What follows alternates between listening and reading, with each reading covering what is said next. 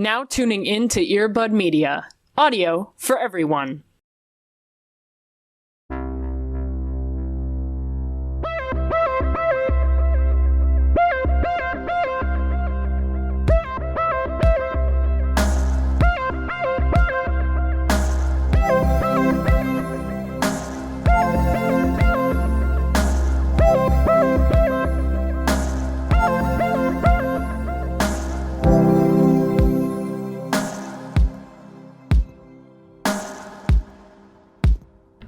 Confession to make. Oh, I love when we start like this. I'm not like other people in the sense that, like, I don't drink coffee, right? So this time of year, it's not the white Christian autumn for me in the sense that I don't have a PSL in hand, right? Sure. So I have to find some other way to be basic, right? And that's not hard, I say, on a Twilight podcast. Right. But my confession that I bring to the space today, hi, welcome into the Twilight, is that I restarted Grey's Anatomy. Allie. I saw a tweet the other day that was like, Grey's Anatomy is white woman's One Piece because there's like, 500 episodes, 7,000 seasons, 1 million characters, and y'all are still going. And honestly, I respect the fortitude, I feel like every time that I re-watch this, right, I get to, like, I want to say, like, season 10 or something. Yeah. It's like after, all right, I'm going to, listen, if you all don't know, that's not my problem. Yeah. Because how do you not know? Even if you don't watch it, how do you not know? Right? I get to, like, after the merger, after the plane crash, right? When the new interns come in. And then I drop off. Yeah. Every time. Like, I am not caught up on the new shit. Because, like, you get to, like, 3+ spinoffs and I'm gone. Like. Yeah, I'm out. There was a point where it was, like, I think it was after grad school, where it was like I didn't have Netflix and I didn't have TV and it was still running, and I was like, I cannot follow. Yeah. Right? You were the on ship has sailed. I'm out. Goodbye. Like, Shonda's not even like leading this, but good luck and God bless. Here's the problem though. It's not good. Yeah. But goddamn. The music is so good. And it's like, I just got to the part in season 2 where Meredith does the, like, pick me, choose me. And I want to be like, girl. But also, girl. So that is my confession this week. Is that, unfortunately, early Grey's Anatomy, I get it. I understand. Yeah, listen, y'all are braver than the troops, the Marines, anyone. Hi. Hey. Hey. Welcome into the Twilight. Enjoy, settle in. It's a little tight here in the confessional booth. We welcome our guest, Hot Priest. God, could you imagine? It just in the wings, waiting in the wings this whole time. Just waiting for me to talk about fucking Grey's Anatomy. How are you? Hey, I'm vibing. I'm here. I am live, laugh, loving. I guess this is also a confessional booth. It's not as maybe confession worthy as going back to Grey's, your dark twisted horse. But I am back in my Dimension 20 era. Dude. So that is, we're back, baby. I feel like this happens once, every 1 or 2 years. Because I love Dimension 20, but watching more than like 2 episodes, I'm like, I'm out. I can't keep up anymore. Or like, I didn't pay too much attention last time, and now I'm very confused. I don't want to go back because every episode's 2.5 hours long. So I just don't. But this time, I'm back, and I'm, like, actually caught up, and I have a general understanding of what's going on, which has never happened to me before in my life. Holy shit. It's the like fairy spinoff situation that they're doing. It's like a court of fae and flowers or whatever, and like it's like a high court, royal court situation, and they're fairies, and there's drama, and it's like fashion, but they also all hate each other, and I'm like, great, this is like Real Housewives, but also in Dungeons and Dragons. I'm in. And most importantly, Brennan is playing, which I love to God, really? See. Yes, because I think he played in another spinoff earlier that I also didn't watch because I'm bad at this. But he's playing in this one. Lou Wilson, Love of My Life, is there. Emily Axford, Love of My Life, is there. Also, some new folks who I would die for are all in there. And I'm having a blast. It's very just like court politics, and also everyone's gossiping and spreading rumors. And it's delicious. It's like, this is how I want to consume this kind of media, through gossip. Like, if someone had told me when I was in middle school or even high school, when I was still like, ew, Dungeons and Dragons, that's for fucking geeks. When I was like, no, actually I'm a nerd. If they had told me and said, no, you don't have to do high fantasy if you don't want to. Right. You could do D&D a la The Hills. Or a la Jersey Shore. I would have fucking knocked over everyone in my way to get to that. Are you kidding me? Wow. D&D. Games. Wow. Look at us. Look at us. Amazing. I have a product for my happy thing this week. Yeah. But I'm not going to say the small business. Because we're not being paid for it. Mm-hmm. But I would happily do that because I'm very happy with the purchase that I got. Amazing. Okay, so climate change. Here's my TED talk. Yeah. Usually here in the Pacific Northwest, this is not the end of the show. Usually in the Pacific in the Pacific Northwest, we do have a longer summer. However, by this point, we would have rain. We would have dark. Yes. And I'm craving it so bad. I'm going to eat my words on that, and I know that. However, all we've had is sun and light and heat, and specifically smoke, and it's been awful. Yeah, not great. Not great, and also not fall, which is... Yeah, definitely not the season. Not fall. It feels more... I don't know how people in, like, LA do this, where, like, every day is the same. It's honestly kind of fucking with my brain. It's like Groundhog Day, yeah. It's the lack of variety I find very odd. One of the things that I purchased 2 months ago were these window clings that, when interacting with sunlight, cast rainbows in the room, right? Yeah. Of no impact. This was absolutely not the small business's fault because I purchased these from a Canadian business owner. Sure. This was absolutely the USPS. The USPS decided, oops, they're gone. Where'd they go? So these took a really long time to arrive. The small business owner was amazing and sent a new package that arrived perfectly on time. The window cling specifically, the way that these like prismatic things make rainbows, I'm obsessed with them. I love them so much.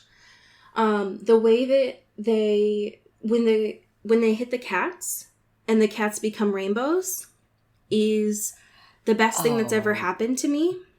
Yeah, cats should be rainbows more often. Exactly, 100%. Yeah. What I've also noticed is where I've placed them, the birds also like them too. They're like, ooh, shine. Yeah. And then they go to the bird feeder. So it's all around good benefits.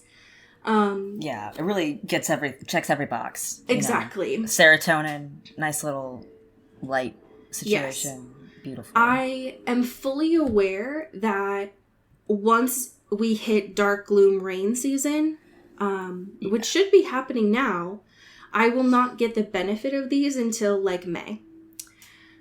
Yeah. So I am soaking these up as much as possible. But they are relatively an inexpensive thing for what has brought me so much goddamn joy. Yeah. And I mean, you can get them from so many different people and so many different designs, but that has brought me it's so worth it. It is. Yeah. That is my absolute happy thing right now. And it's beautiful. Even though I can't open my windows because it's so goddamn smoky out, being able to bring the light in, and now the light is rainbows. That is that's honestly, that's some real like Dragon Tales shit, and I love it. Right. Yeah. It's you have your precious stone, and you're just exactly like, casting it away. Yeah. I love that. I love it so much. It's just so happy. We have an odd little smorgasbord. Yes. To talk about here. The first of which I would like to bring to your attention is Kieran Moore, who is the actor that plays Dimitri on Vampire Academy. Yes. Seems to be running his Twitter account. Yes. Yeah, I don't think he's at a level of fame yet where people are stepping in at this point. But maybe soon after this. I would like to draw your attention not just to his Twitter account, which seems to have been created when he was cast on the show, which seems to be April 2020. But the Twitter header that he has, which is dried dead roses. Yeah, it does look a little menacing. Just like, who the fuck dramatic. Is this dude? Yeah. And you'd think like, oh, this is very much like a Timothée Chalamet kind of dude when you hear those two things, right? But then you look at the photos that this man has posted of himself. And he's posted 2 of theoretically the same photo. Right. Yes. One where he's looking at his camera. The other where he's looking at the viewer. He is in a very tight tank top. Yes.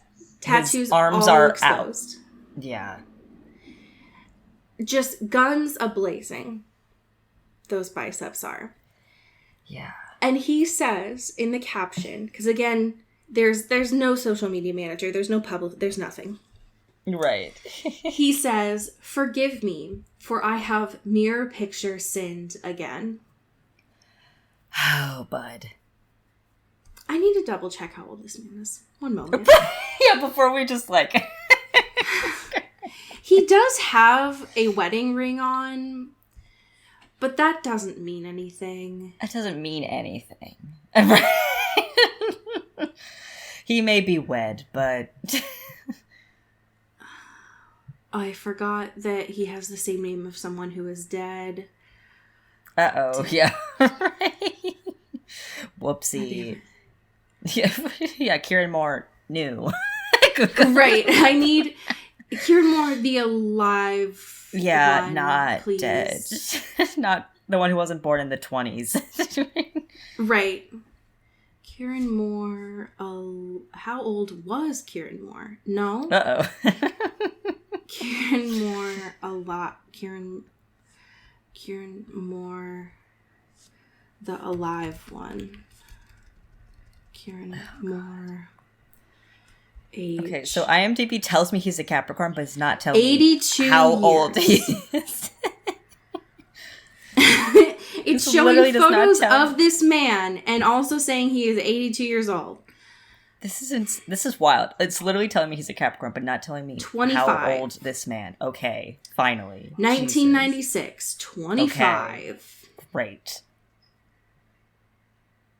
Okay. All right. And also dead. And also, yes, he's also dead. He's 25 right. and he's Okay. dead at the same. All right. Now that I know that he was born in 1996 and 25, I can talk shit on this man. Yeah. Great. So the replies to this are bad. Yeah, a lot. The stands are out. I'm delighted that there are stands of this show. Because I would assume that nobody is watching this except for us. But I'm glad there's agree. like a Tumblr-y kind of fan community out here in the replies. He's also not helping his case at all by replying to like anyone and everyone that mentions Dimitri. Yeah. And he's all of his like photo tweets are just like GIF reactions and reaction screenshots, and it's like, hey bud, how about we don't do this? Can someone get this man a class, please? How to be perceived. Right, exactly. Anyways, I just needed to share that because it's important, one, for you all to know that exists. Yeah, he's thirst trapping on Maine. So. Exactly. And also maybe allegedly married. Who knows? Right, exactly. But also he seems like he's a ring guy. You know what I mean? He just seems like he's a ring guy. Because he has a similar gold ring on his other hand, which I know is not the wedding hand or finger. But like, he just seems like he's a ring guy. That's true. But he also could be wed, and that's fine. No disrespect to you and your betrothed. Good sir. It's impossible to find out information about this man. There's no way to know. I thought the whole thing about going into Hollywood was that you were supposed to choose a name that was... Right. Have a stage name that's not directly linked to a famous person who is dead. Is it because he's Irish? Yeah, maybe he's like, it's my heritage. I have to... Maybe... I thought that was the whole thing, was that like when you're supposed to Google them, you don't find a dead man, but... Yeah. Whatever. Who am I? Anyways, speaking of beautiful men, we do have some information here about our short king, Penn Badgley. Yes. Who has... Okay, I didn't know this, but apparently it's not new. He has a production company called Ninth Mode. Interesting. I wonder... I would need to look this up more, but I wonder if that started so that he was, like, part of the production for you. Anyways, he's producing a movie adaptation of David Sedaris' short story, Jamboree. Okay. All right, producer Badgley. Okay. I wonder... We just talked about this. I wonder if he's... Of, like, him wanting... We want him to be more, like, front runner on screen. But this makes me think that he's, like, actually... Joke's on you, I want to go behind... Taking a little bit of a backseat. Yeah, it's like, let me just get in the sauce, you know? Yeah. Interesting. So... He... Oh, okay. All right. So he formed Ninth Mode with its CEO, Nava Kavlin, who he also hosts the podcast Pod Crushed with. Cool. Great. Love that. Isn't that where they do those, like, middle school stories? It's like, hey, you were embarrassing at one point. It is important to know that no writer has been attached to this yet. If you, like myself, are like, Jamboree, cool, sports, great, love that. Incorrect. Yeah. No. Not the truth. Mr. Scorpio Penn Badgley, the reason why he chose this work, apparently, is he was like, this is a story about fixation and fantasy in the face of family trauma and generational cycles of poverty, and yet I found so much humor in it. The project of translating Sedaris' masterful wit and subversive social commentary into a feature film is very exciting. Yeah.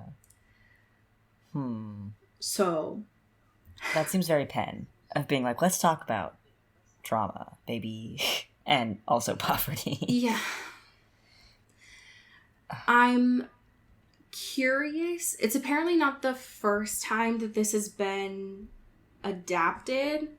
But I'm curious to learn more, I will say. Yeah. Oh, Seeing interesting. He also likes a dark and nasty. Yeah. I was looking up this ninth mode situation, right? And like, what the fuck is this? What have they done? Who are they? I guess they formed in 2020. Originally with the intention, at least from this Twitter thread, to create meaningful children's TV content that explores heavy issues through a hopeful lens. So I don't know what happened there. Maybe they're also doing children's stuff. I can't find a single thing they've produced at this moment, but we're here. But interesting. Okay, well, maybe he was like, I don't... He just wants to be the next competitor for Bluey or something. Who's to say? Right. I'm going to be the next Bluey. Yeah, we need to but find... I mean, he's a dad Penn now, Badgley so can create maybe the character. Was like, I just want to make stuff that my kids can watch. Like, it makes sense. Yeah, it's like children's TV that's also, talks about real shit. Okay, great. I'm watching Reboot. I'm into it. I'm down for the count. Yeah. But yeah, I'm into it. Interesting. Okay. All right. Well, we'll keep it posted. Yeah. We have a really great email here from Danny that I would love to share with you. Yes. Danny says, "Hey fam, I like to peruse my Facebook memories, time hop thing every day to try and delete cringy things from my past. Like you do as a responsible adult who has less of a filter as a teen. Yeah. I came across this status from 2011, and apparently I was reading Vampire Academy 3 at a time. They scribbled out some of the names here, but what you are missing here is them saying something to the effect of the person who replied liking both Adrian and Dimitri, and the replier couldn't choose between them. And apparently I was all in on Adrian. 16-year-old me had some sort of taste in men, apparently. Also, the status happens to the best of us. Yeah. Also, the status was talking about how books are better than reality. And what about the third book was better than real life? Like magic, okay, cool. But bloodthirsty vampires? Yikes. Being a teen was complicated and was full of complex emotions. So the status here that was shared is from July 31st of 2011 when Danny wrote, 16-year-old Danny, pisses me off when books and movies are way better than reality. And Danny replied to said person who we don't know, saying, almost done with Vampire Academy 3. Ugh. Can I say that I love Adrian and I'm getting frustrated with Rose and Dimitri? And then we don't know the response here. But Danny says, I'm working on it. I don't like Dimitri as much as Adrian. You can have Dimitri. I'll take Adrian. With a winky face emoticon. Yeah, crucially, a winky open mouth faced emoticon. So the colon D, but the semicolon D really captures the spirit here. God, this is so 2011. I feel like I'm there. Because this was me. This for sure was me. I love this. I love this feud of being like, yes, Dimitri, I'm over it. Adrian's my boy. You can have him. I love it. It's seeing the writing specifically from 2011 hurts in a way that I feel so exposed. Yeah, for sure. And so, Danny, thank you for reminding me of that, but also I was not expecting to see that today. Yeah, thank you for keeping us humble, you know? Exactly. Specifically starting a reply with capital U. Just I needed to be humbled today. I need to be taken down a peg, you know? Exactly. Oh my god. Okay. Wow. When we last left off here, we started the titled pilot of Vampire Academy. Yeah. Which surprised me, surprised you, surprised many people probably when Peacock was like, sorry, we have to greenlight this? What the fuck? Right. So now we get to episode 2, titled Earth, Air, Water, Fire. All 4 nations lived in harmony. Are together. It did kind of feel like that. You are correct. Yeah. Shit's heating up, though. How do you feel having watched this? I'm still, like, very curious. Like, I am still invested. You know what I mean? Like, I think the ways that they are kind of picking and choosing, like we were talking about last week, is over time, and the more that we watch, is smart. But it does make me be like, ooh, I don't know what to expect, which is also kind of exciting. Because I'm like, ooh, they could just do whatever they want, kind of. Or, like, just pick a timeline and, like, kind of just judge it up that way. Yeah. Which is exciting. I will say, first and foremost, last week I was a little I was sad because we were not getting trench coat Dimitri, Duster Dimitri. Yeah. But I'm happy to report that we get him this time. I was very scared. But we do get Duster Dimitri, and that is important to me, to you, to your loved ones, to everyone. Being able to see him in this episode be like, you, to Rose specifically, be like, you are a piece of shit who walks around this campus like you can do anything with no consequences. Yeah. And also is like complimenting her, being like, you can take down anyone that you want, was just like, it's so good. We're getting we also get to see the like crack of his smile. I loved it. Yeah, we're getting the charming Dimitri at this point, because like the edges are getting softened a little bit here. Where obviously first episode is like very traditional hard Dimitri, where it's like, I'm just here to do my job, right? And now it's like, oh, you're so fucking frustrating, but also you're very good at what you do.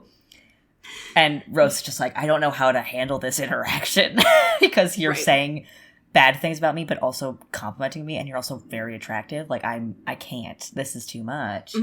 I love it. Everyone's squirming a little bit. The little seeds are being planted. I'm obsessed. I think especially the way that, because I was very skeptical in the first episode of why they changed the dynamic between the two of them. Yeah. And like, I get it, right? Especially for NBC to be like, we're not going to do on a very baseline level. I get it. Yeah. It was honestly, it was probably one of the reasons why they signed this on, is like, we can't. It's very bad for our look. But I think that with how they are kind of cherry picking the storyline so far, it kind of makes sense, because what we're seeing of Rose is that like, she has Mason wrapped around her finger. She has Alberta, her main teacher, be like, you're annoying, but you're really good. Like, so like kind of wrapped around her finger too. And then we get Dimitri, who's like not following what she's been able to do so far. And so this is the first person who is still, so we still get a lot of that same interaction between the two of them, of her usual tricks aren't working. And the same thing is happening for Dimitri too, of like, why isn't this girl listening to me? I'm so scary. And so we're able to do that without what Ferrero did of having that like teacher-student dynamic there. Right. Which and that like authority there. With. Right. Yeah. So I get it. Yeah. This This episode is wild. There's so much more tension. Yeah, you can definitely feel it, like, building. And it's like, ooh, it's gonna be fun to watch, like, with my eyes. Oh my gosh. Yeah. This episode is wild because there's, like, two very distinct, like, things going on of crises, right? Like, Lissa is on her royal path to royal shit and being like, oh man, what am I gonna do? I hate this, and also, but I have to do what's right, whatever. And within that, like, we haven't even really gotten to in the books yet. This is totally new territory, right? So that's already its own thing. And within that, the way that they do this, like finding out that she doesn't really have a specialty, right? Yeah, is for that to be like a coronation kind of ceremony, right? Like to which was have so it be cool.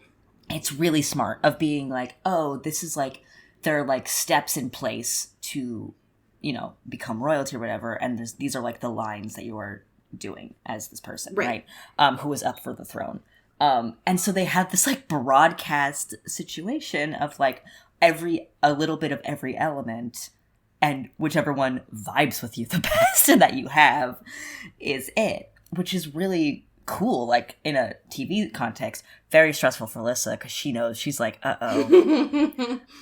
don't think this is gonna work, dog. I don't know about this one. And also I don't know if this was something in the books either, but she, you know, has these conversations with Christian, and also like people that are like in her court or whatever, of being like, yeah, Adrian totally knew he was fire from the beginning, but like I was struggling, and if they knew that there was something that was wrong, they had like a backup plan. But oops, they're all dead. So like that's out of the window. We don't really have that anymore. So I'm just like YOLOing in this right now. Yeah. Well, okay. There are a couple things. One, here's what I'll say. That's a good thing. The tension between Lissa and Christian this episode was really good.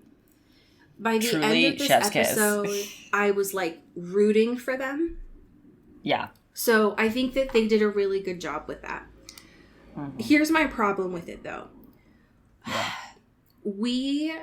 They had the moment in this episode for Christian to set Jesse on fire, and they didn't do it.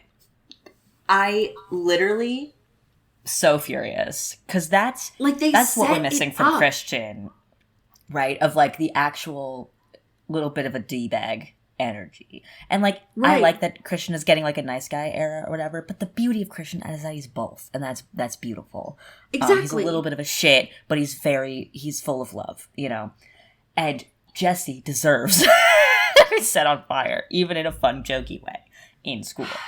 And you almost gave that to us. We could have had it. And we didn't, and that's fucked up. I feel like they shot both of those scenes and they cut it. And I don't... Yeah, maybe they're like too real? I don't know if it's because the people that they tested thought like Christian tested better when he just had his like nice guy era. But the reason why, and I will say this every episode because I feel like it bears repeating, that like the reason why Christian means so much to me after we've read these 3 books is that he is an outcast, which they do mention in this episode, and I'm glad for it. He's an outcast, which is why he has this shell of being an asshole. But he's also, like, what is that saying of, like, he is kind but not nice? Rather than what is the other one where it's, like, people being nice but not kind? Like, he'll do really kind things, which we see in this episode, but he won't be nice about it. And I feel like in the show, they're trying to say that like he's kind and he's also nice, which like that's not Christian. And it's he's not gonna like do these things, but he's gonna be an asshole about it. Right, like, and all of that hard shell comes from like a very deep insecurity, you know, which is like a really core part of his whole brand of like everyone fucking thinking his families are traitors and that he's gonna fly off the handle and whatever, and like uses this like bad boy exterior while also being like very sweet when it comes down to it, and the people that matter. And that was why, like, when Rose and Christian were assigned together, they got on each other's nerves so well, is because both of them had these hard shells that were facades, right? Like, yes. And that was why... They're, like, the same kind of aggressive and, like... Exactly. just, like, built up, and they don't like it because they're both equally as stubborn. Because they call each other for the out same on reasons. It, right? And I feel like if these two are going to get in a room together, it's not going to work because right now they're playing, honestly, what I'm seeing is they're playing Christian the way that Mason was played in the books. Yeah. Where he's just nice and flat. And that's that's doing a disservice to him. Yeah. He deserves more. Give him an edge. I want a little edge. Yeah. I will say, though, frustrates me. They have this, like, it's very frustrating. And they have this televised sort of situation. Alyssa's freaking out because she's like, It was so cool. It's really cool how they did it. And so she's, like, going through all these different elements, only doing, like, the bare minimum of what anyone can do, right? And is freaking out. And also there's, like, watch parties at, like, bars and, like, all across whatever. They're just, it was like Ted Lasso. Like, we got to see the bar people. It was so cool. The betting. People are placing bets, you know? Yeah, it's like a whole thing. It's really funny. And obviously it's not working. And people who are watching it are kind of like, she's kind of milking this. Like, she's really taking her time picking. And then it becomes fire. And Lissa is obviously visibly shocked. In the corner, you see that Christian is just there because he knows that she can't do it and she's fucked. So rather than, because leading up to this point, we have this sort of lore of Sonia was her name? Yeah, it's Carp. Yeah. Sonia, Miss Carp. Of that whole situation, which they give kind of backstory of, she got really fucked. Like, we get a little bit of detail being like, they, like, tried a lot of different things and then just wasn't a person anymore. And so she's out. And Lissa being like, don't want that to happen to me. So Christian, rather than risk that possibility of her not specializing in something, just, like, faked it. Which, delicious. I love this. It's so good. Because she gets pissed. In a way that, like... in a way that, again, would have been a, like, Rose thing. Yes, one of my favorite interaction this whole episode is she, like, goes up to his door and, like, bangs on it and being like, I don't need a man to save me. And he goes, neither do I. Like, it's just, like, confused. It was so good. Yeah, the interactions between them, like, they're really good. And the part that, like, my notes became a mess was, like, later on after this, when Dimitri, like, brings her over, and he does the whole, like, when he's like, you're nothing but magic. Because, like, she's pissed, right? Yeah. Mm-hmm. And she knows now, and this is the part that I got really confused about, right? Is, like, so she hasn't specialized, and we don't know about Spirit yet. Because the stuff that they mentioned about Carp and the not electrotherapy, it's not electrocution. Fuck, what is it called? It's the bad buzz. Right. Yeah. Fuck, I don't remember. But they do mention Carp because she hasn't specialized and they haven't thought about Spirit yet. Right. What that means right now for Lissa is that she has to keep Christian around. Yes. To do the fire. Which made me wonder, like, where's Adrian? Like, how is Adrian going to play into this? Yeah. But we don't know. We don't know yet because we haven't met Adrian. But she's pissed, right? And the thing that really disarms her, which I thought was so hot, is Christian's like, because she's like, I don't have any magic. Like, I'm nothing. And he's like, you're nothing but magic. And I was like, fuck. How dare done. You? And then they do the whole thing where they're like, we shouldn't do this. And I was like, I gotta go. And it lasts so long. Usually it's like, we really shouldn't do this. And they do it. They do it for like a solid 30 to 45 seconds of it being like, this is really bad. We really shouldn't be doing this. This is really, really, really bad.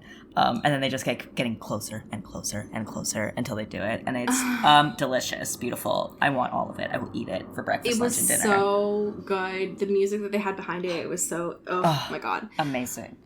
So, like, anyways, conversely, on the other side of this, Rose. I felt like Rose. I felt like Rose. Rose is, yeah. Rose is going through it, right? Oh, yeah, because of her tribunal. She said, yes. At the same time all of this is happening, she's like, hey, there's going to be a tribunal. You're going to have to, like, plead your case. It's going to be rough. And Rose is like, oh, are they just going to, like, transfer me? Like, whatever. I'll figure it out. Here. It's bad. Right. And they're like, no. They're deciding if you're even fit to be a guardian, like, at all. So you better, like, actually study up and apologize. Again, we have to remember, they are acting like this is the 2 years of them being Gone Girl thing. No. This is them, her and Lissa going out for like 30 minutes max. Yeah. Fully based on that one incident. Yeah. To have essentially, like a funeral by themselves to honor her dead family. Yeah. That is what they're like, Rose, we're going to kill you for. Right. That was a big bad. Lissa in danger. Yeah. This is the worst thing that's ever happened on this campus, ever. Exactly. How dare you? When we see Jesse later on do the same thing. Oh my god. Yeah, for real. Fuck this dude.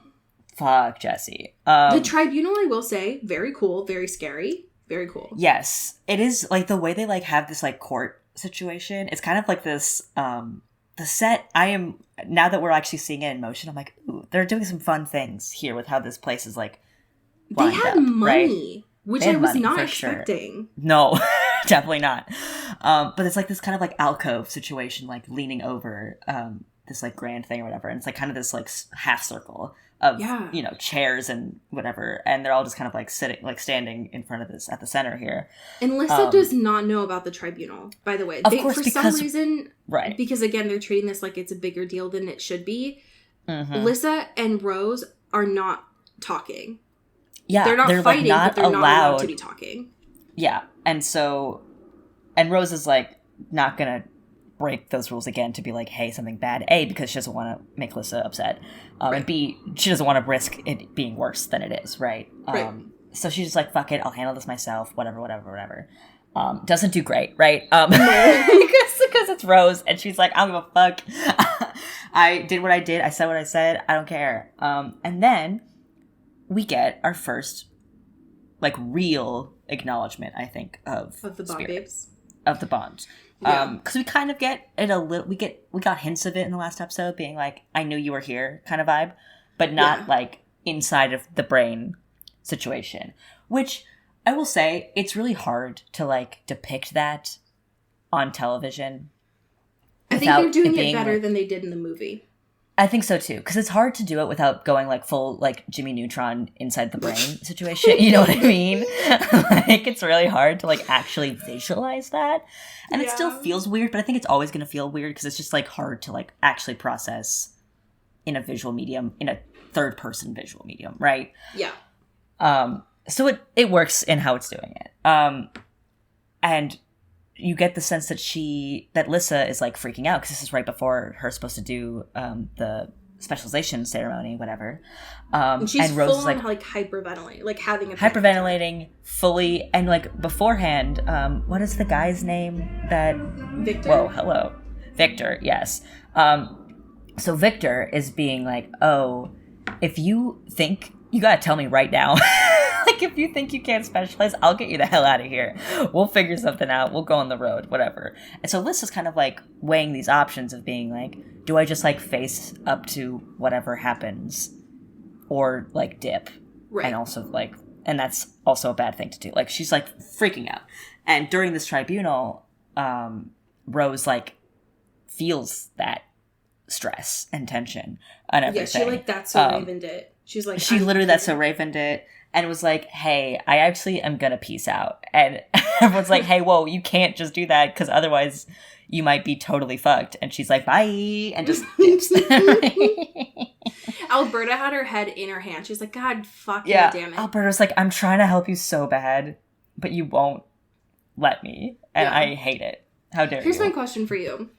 Do you think that they are actually going to have Victor go dark side? Because they have been playing him for these 2 episodes so good. They also haven't mentioned that he's really cool. Sick yet. Right. So, unsure. Because it seems like he is very much a different... Like, he's a Victor energy. Not energy, but, like, he's, like, the replacement in a way that feels like a different kind of mentor situation. Right. But maybe. Like, it does feel like maybe he could go to the other side. But also, I feel like we need more droppings. Because at this point, he's only been, like, loyal and chill and cool. Right. But maybe there is something that flips the switch, you know? It's just like, why else would you still keep Victor having Mia as his daughter? Yeah. Mm-hmm. And why would you have Victor be in on all of these conversations? Like, it makes sense for him to go dark side, but they haven't mentioned him being ailing and dying. Right. And that's like the whole thing. Right. That is the the straw that breaks the camel's back. Right. On there. Yeah. So maybe I guess we'll see like what, if that's even something they're going to put in there. But I am curious for sure. One of the things that I loved about Lissa in this episode is that she does get to kind of like talk to Dimitri for the first time. Yes. And because obviously like she's very thankful about Rose coming in and seeing her right before the tribunal. And Rose is like, my money's on you. You got this, babe. Like, go get him. I was like, don't ask anything about me. I'm fine. Everything's really chill. I'm having a really good time. No, we don't need to talk about me. No, it's all good. You got Don't worry your pretty little head about it. I'm okay. But I did love, like, afterwards when Lissa's walking with Dimitri and she's like, hey, so I heard about you. You're supposed to be this, like, badass or whatever. And Janine is, like, the only one that's supposed to be better than you. So how the fuck did Rose pass by you? Yeah. How'd that work? And he's like, oh, I don't actually know. I don't. Yeah, oopsie. I don't. Weird. Interesting. I don't know. But I loved it. Like, after all this happens, Rose is like, so I'm obviously leaving. The only thing that naturally can occur now is that I need to get fucking wasted. I need to get lit. And I need to have a great time. So drinks are on me. Right. Let's go. And it's rough. It's a rough time. She has one drink, by the way. It's important to know that. It's important she has one drink. But she is living. She is out here. She has one drink. She's on the bar when Christian and Lissa kiss. Yes. And her Bond Babe powers activate. And she goes... passes out. Yeah. She, like... What is the thing in The Princess Diaries? She, like, kicks her leg up. And she falls. Yeah. She pops her leg and she's gone, girl. And falls into Dimitri's arms. I'm gone. Because, like, the whole time Dimitri's, like, in the back, just, like, watching, observing, as he does, because he's fucking Dimitri. And he's just being like, oh, no, this is gonna be a thing. And, like, literally, as soon as, like, she's out, he's up and under, just arms out, ready to go. I love it. And we get our beautiful Duster Dimitri, and just, like, carrying her out all the way. And, God. There are some important dynamics that happen in this, like our C-plots, that I'm keeping my eyes on. One, Meredith and Mia. Yes. I have my eyes on. I am looking. Guardian Tanner, who, if I remember right, Mikhail is the one that goes dark side. So the fact that he is, like, talking to Sonia Karp, makes me very nervous. But Sonia Karp in this story is still, like, a little bit lucid, whereas Claire Foy played her as, like, Gone Girl. Yeah, she was out. She's gone. So, like, we still get, like, books and, like, talking to birds and all that stuff. But Sonia Karp is like, listen, I have maps. Here's the Strigoi. They're all planning this attack. And fucking Guardian Tanner, who seems to be the one who's, like, teaching about Strigoi in the classes. It's like, Strigoi don't plan. They don't think. Right. It's like, what? It's fucking Hey, bud. bad. Yeah, come on now. The other C-plot that kind of ends the episode, which had me shaking in my boots. Yeah. Fucking JC. is this guy. He does the whole thing, right? He does the compulsion of like, I get to leave because I'm royal, fuck you. I can do whatever I want. I'm taking the whip. You can't stop me. And it's not like where it was in Montana where people would just like walk out of the gates. They all have to take cars. Yeah. Very weird, but sure. And when he comes back, there's obviously a Strigoi. Him going back for his like SUV and getting the Strigoi on the car, very good. So good. Because like this whole time, the dude at the gate is like, hey man, get in. Like there's a Strigoi there. Like fuck your car, it doesn't matter. Right. And so he goes back into the car to like drive it in, and the Strigoi just like obviously like goes right on top of the hood and it's like scares the shit out of him. Very funny. The way that the what are they called? They're not guards. The way that the things that they have protecting the walls. Oh, the fuck. There is a name for it. Shit. I don't remember what it's called. Yeah. But they're very important because they, especially in the first book, because they break them. Jesse does in his cult. The wards, that's what it is. Wards, yes. The way that the wards activate and kill the Strigoi in this was very good. Yeah. And very visual, which I liked a lot. What I was very nervous about in the way that this episode ended is if they are doing the Strigoi attack this early, like episode 3 early, we're fucked. Because, what the hell is going on? Because the whole thing about the attack was like the emotional weight of that. And so I don't know if they were just like teasing that it's coming or that they're testing it or what. But I'm honestly going to be really disappointed if it happens this early because we don't have emotional connections for that to be important yet. Right. At this point, no. Because so far, I'm not necessarily against the kind of like Jeremy Bearimy mess of the timeline. Jeremy Bearimy. Yeah. But I feel like there has to be some fixed point. Like, we need to care about the dynamics between some of these folks for that to matter. Actually have resonance, yeah. Mm-hmm. Yeah. But so far, I'm honestly surprised that, like, I want to keep watching. Yeah, same. I'm like, ooh, I want to see how this shakes out. And that's not what I was expecting. No. So I'm glad. My method, anyways, is I'm only doing one episode at a time because I want to remember. And I'm, sure. Spooks has thoughts about Peacock's user experience. But that is helping me to be like wanting to watch it every week. And that totally. I fully expected to be like dreading it each week, which is interesting. Yeah. The next episode is titled Death Watch. Not a good sign. Yeah, not feeling great about that. It's not a good sign, but we'll see.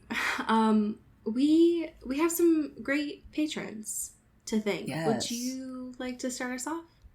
Absolutely. Thank you to Katie Black. Ooh. Thank you to Kylie Minty. Pew, pew, pew. Thank you to Alex Dornan. Ooh. Thank you to Mulch Gray. Mulch. Thank you to Jasmine Anastasia. Ooh. Thank you to Megan Pattinson. Ooh. Thank you to Cassandra O'Shea. O'Shea. Thank you to Katya Karp. Pew pew. Thank you to Hope Castile. Ooh. Thank you to Rachel Ashford, who can be proud of your namesake now. Yes, it's finally, we got a good one. He's okay now. Thank you to Maddie Facinelli. Ooh. Thank you to Samara Rinaldi. Pew pew. Thank you to Genevieve Morgan. Ooh. Thank you to Tess Avery. Oh. Thank you to Danielle Burke. Ooh. Thank you to my mom, your mom, our mom, Kelly Beck. Pew pew pew, Mom. Thank you to Sophia Salinger. Ooh. Thank you to Lara Forty. Ow. Thank you to Dan Zeklos. Thank you to Maria Swan. Ow, ow. Thank you to India Peach. Ooh. Thank you to Emily Ozera. Ow. And last but certainly not least, thank you to Jaylene Ivashkov. Hell yeah. Hell yeah. Do you know what I was thinking about while I was watching this? While this fanfiction is loading for me, is we haven't seen Eddie yet. And that is true. I'm wondering if they're having Meredith be Eddie. Yeah. I think that makes sense. I miss Eddie for sure and his beautiful presence. But Meredith is giving that sort of side energy that maybe could be, especially in this episode when Mia was talking to Meredith and Meredith was like, I don't actually like fighting. Like, that's not of interest to me. Yeah, she's like, I fight with my words, actually. So if we're going to see Eddie, then I'm very excited because Eddie's my favorite. But if Meredith is Eddie, then I'm already sad. Because Meredith has been I've been enjoying her so far. Okay. Hell yeah. I found this fan fiction myself. Oh wow. Thank you. This is from the author Mick Marvel. It is titled "That's What You Do with Someone You Like." The description is Vampire Academy drabbles. Scenes of Christian and Lissa throughout the Vampire Academy series that I wish they had shown and discussed. And this is from chapter 4/drabble 4, when Christian asks Lissa to be his girlfriend. I thought about this because the kiss this week made me very happy. Yeah, that's fair. Okay. Self-assured and cocky Christian Ozera was nervously holding his breath and picking at the skin on his thumb below his nail as he waited for a response. Outwardly, though, he looked calm and cool. The only hint of his nervousness came from his icy blue eyes that bore into her jade ones, desperately waiting for her answer. He had just asked her to be his girlfriend. It was the scariest moment of his life, scarier than getting mauled by Psyhounds. Thankfully, Lissa's bright smile had made his heart rapidly beat in a good way. A smile, her smile, was definitely a good sign. Of course, she said, ecstatically, her lips pressed against his in a passionate kiss. When they broke apart for air, she had the hint of mischief in her eye. After all, I don't just like you. I like you. She grinned up at him with her blue eyes shining. Christian couldn't help the goofy look that overcame him. It was a line that was reminiscent from when he had first kissed her and let her know of his feelings for her. Walking around campus at Lissa's side had taken some getting used to. Every time her fingers connected with his, he would feel a blush creep onto his face. It kicked his heart into overdrive, and he was sure everyone knew it. Lissa was holding his hand in front of all of her friends, in front of everyone. A swell of pride hit him. End scene. Damn. I want self-assured, cocky Christian Ozera back. Yeah. I need his little, just snide comments. His little under attitude. His breath. I just miss them desperately. I want that Christian back. Yeah, being all good and nice and all, it just gets boring. Yeah, I can't. He's better than this. Exactly. Anyways, thank you all for being here. We appreciate it. Tell your friends. about the show, Vampire Academy, and tell them about this show. Yes. And tell them about the gun show that is Kieran Moore's Mirror Pictures on Twitter. And amazing. Until next week, as we say here on the Pacific Northwest, get bit. And get whipped. Ooh. Ooh. Into the Twilight is an Earbud Media production. You can follow us on Twitter at Into the Twilight or on TikTok at Into the Twilight Show. You can find me at Cody Corral on Twitter and Allie at Alexandria Does. And you can support us on Patreon at patreon.com/Into the Twilight. We have merch, so much stuff. All those links are in the episode description. And make sure to rate and review us on your favorite podcast hosting platform. It really helps the show. Thanks. Bye. You've been listening to Earbud Media Production. Earbud Media, audio for everyone.